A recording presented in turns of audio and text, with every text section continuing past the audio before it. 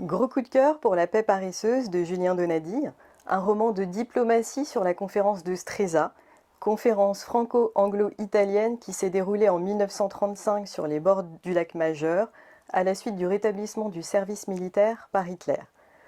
On y retrouve des personnages désormais consacrés par la renommée littéraire, comme Saint-John Perse, ici sous le nom d'Alexis Léger, ou de réputation ignominieuse, comme Pierre Laval, alors ministre des Affaires étrangères. Il se dégage de l'ensemble du texte beaucoup d'intelligence, ainsi qu'un charme délicieusement suranné, grâce à la description des costumes, au décor très cinématographique et à une écriture extrêmement classique, ciselée et élégante.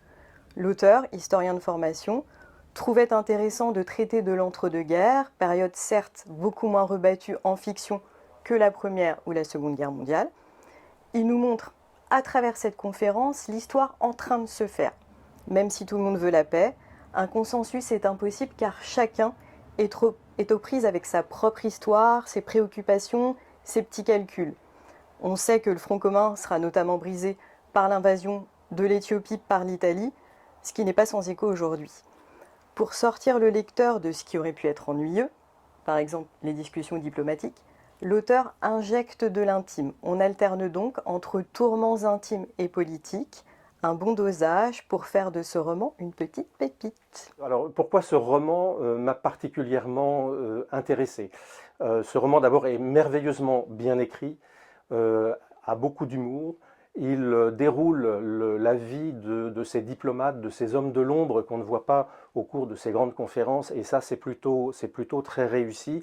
Et puis, il y a une espèce de petite musique qui se développe et qui prend par l'oreille le lecteur et qui l'emmène jusqu'au bout.